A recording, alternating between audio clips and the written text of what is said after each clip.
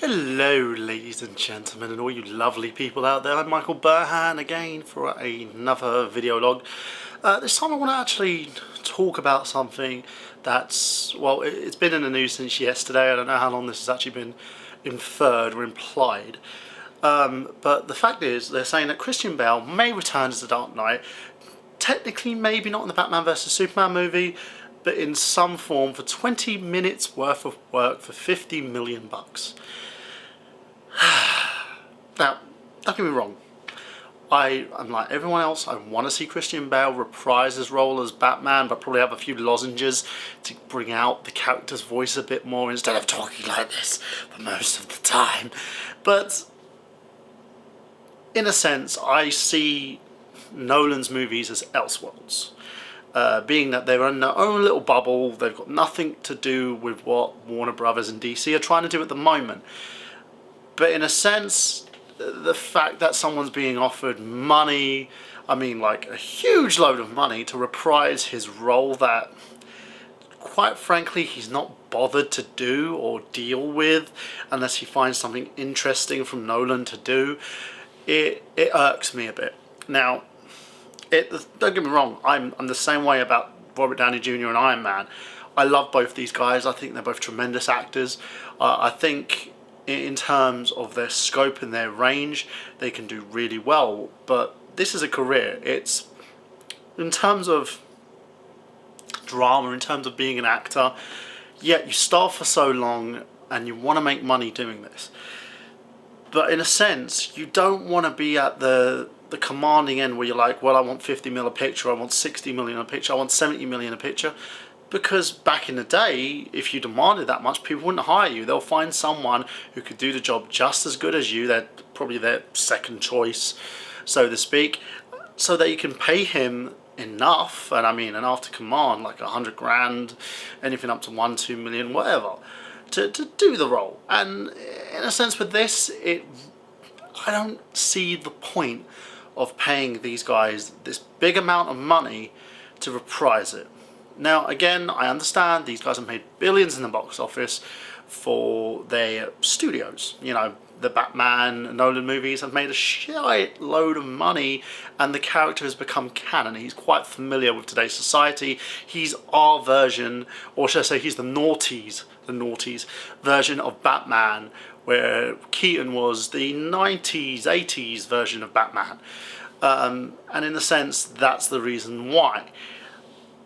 But I wouldn't pay him for 20 minutes work to do 50 million, 20 minutes work, there you go. It annoys me, and it's like, now the art form, and you know, I know I'm going to get a lot of complaints about this, but the art form is just that. It's an art form. Acting is an art form. You know, film, television, theatre, performance in general is an art form, and it's something that is very hard to get into, and also very hard to keep getting work in.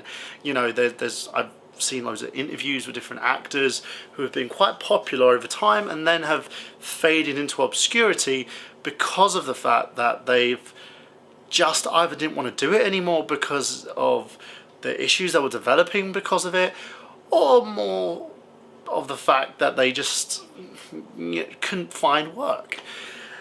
In a sense, you know, for most of you who've known me, who visit this YouTube channel, who see what I do, in general, I do my own work. I create, and I also develop and write and you know, find other bits and pieces to do. If work comes my way, I grab it with both fists and do it. But I'm not going to command. I know for a fact that if I was in that situation, if I was this big name, I wouldn't command loads of money to perform a role that naturally I would want. You know, for instance, I want to be Simon Baz. You know, that's out there. DC, if you do a Green Lantern movie with Simon Baz, bring me on, because, you know, I'm the right Arab look for it. But I wouldn't, you know, I would reprise the role for as long as I need to.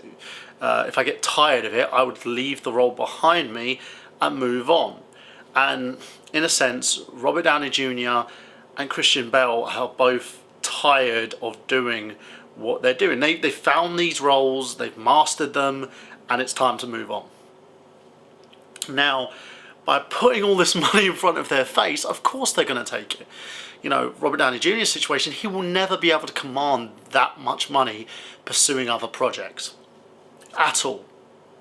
It's not saying that he isn't that good to command it with other projects. It's just the fact here that if he wants a more diverse portfolio, if he wants to continue doing this, he can literally he will have to lower himself. You know, even the best actors in the world have lowered their pay scale to get more work, to get different work. A prime example of that is Jim Carrey. I'm not saying he's the best actor in the world, but in order for him to get more work, he lowered the amount that he was asking for, his asking price. And in a sense, you know, that's a good thing because it keeps him working. I'm not going to go into the entire issues about what Jim Carrey did because, you know, he's still a good actor. He's a really good actor. He's not the most amazing, but he's really good at what he does, especially in comedies, especially, you know, I hear great things from Kick-Ass 2, even though he's basically trying to boycott the film at this point in time because he's now a pacifist. But as I said, won't talk about that. We're on about Bale and Downey, and the fact that these guys are getting a shed load of money is going to make them want to continue. Are they going to pursue it, and are they going to continue in these roles forever? No. There lies the problem.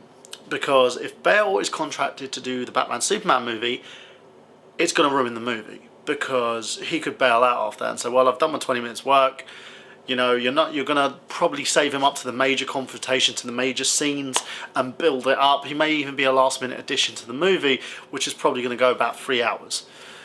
It's not going to work. It's not going to help the characters. It will not elevate Batman any further. I would like to see someone different give it a try. Someone with range, and, you know, the list they have. I'm still on Carl Urban. You know, I think that he should be Bruce Wayne. He should be Batman. If Warner has any sense, they would actually hire this guy because his range is phenomenal, you know. But again, that's another story. Bale should not do this, and I know a lot of guys are going to sit there and shit on me for saying this because of the fact that people love him in this role, and again, I do. You know, I've loved the Nolan trilogy. I'm still a big Michael Keaton fan because I think, you know, they should bring Keaton back maybe if they're going to do a Batman Beyond movie and get him to reprise his role as Bruce Wayne in that movie. That'd be awesome. And I just don't think that Bale is going to be useful in that role anymore. I think he's moved on. He needs to move on and needs to continue his career doing other things. Otherwise, he will be defined forever by this, which is what he doesn't want. And in a sense, I can see that. You know, he's not Ryan Reynolds who's looking for these types of roles. You know, Reynolds at the moment has been trying his hand at doing as many of these films as possible so he can find the right role that will cement him and cement his legacy. He's a big comic book fan. He's stressed that. He's expressed that. Hoping Deadpool movie is going to happen. But, you know, he wants this, whereas Bale doesn't. In terms of anybody else, you know, in terms of Downey's situation, again, I'm not too happy about it. Excuse me. I'm not too happy about it because of the fact that Robert Downey Jr. doesn't need this. He doesn't want to do it. He's not up for it. He wants to just continue his career doing whatever the hell he wants, or even probably retire and spend time with his family. He doesn't want to do these movies, but he will ask for extortionate amounts in hopes that the studio just backs out. They don't. They're handing this guy money. He can write his own checks at the moment, and there lies the problem. Because once that happens, there's going to be dissension in the cast, there's going to be issues, and it's going to get to the point where enough will be enough. And again, he's a great guy. He's an awesome person. You know, he does a hell of a lot for people. I just really believe they just need to just stay clear of what they're doing, because in terms of this situation, more actors are going to ask for it. You're going to probably end up having, you know, the guy who plays Captain America, the name escapes me, Chris Evans, you know, asking for more money. Then you're going to look at Hemsworth, he's going to ask for more money, and the entire cast are going to start asking for more money, and then it's going to get to the point where how much is too much. And it's going to affect the whole premise of these movies, and that's to make a great movie based on comic book properties, based on these characters, based on great direction, great writing, great storytelling. And I'm sorry, I don't care how great of a storyteller you are, no one's worth 50 or 60 million to reprise a role, because you know they're only on borrowed time. And that's my factoid here, guys. That's my issue with this. And I want to hear what you lot have to say. I want to hear exactly what you guys think of this, because I'm kind of skeptical on this. I don't really want to see this happening, because it's creating a knock-on effect as we can see it. You know, it's creating a big knock-on effect. I understand these guys want to maintain their core players, the guys that have established these characters. Before Downey got a hold of him, Iron Man was considered like a C-list character. He was never considered an A-list character. He was never considered a big Marvel property until Robert Downey Jr. did the movies. So, you know, again, I have to admit he's very comfortable with the character. He's very comfortable with performing in the role. So it would be nice to have him continue, but only if he wants to, not if the studios keep shoving money in his face, because it's going to create tension, it's going to create problems, and it's going to create a bad working environment to the point where he's not going to want to do this anymore. And I don't think he wants to, and that's a fact. Now, I want to hear your opinion. I want to hear what you guys have to say on this, what you guys think. Do you think I'm right? Do you think I'm wrong? Do you think that in general superheroes, or villains or actors in these roles should be given extortionate amounts of money to reprise them? Do you think they're that good that they should be commanding this amount of money? Or do you think it's turning things into a bit of a dilemma, because it gets to the point where how much is too much? How much is enough? So answer that question for me, guys. Leave a comment at the bottom. Remember to like, comment, subscribe. You know how this goes. And as always, you know, take care and keep reading. So I'm Michael Burhan, and I'll see you for my next vlog, and also for my next movie file video. So see you then.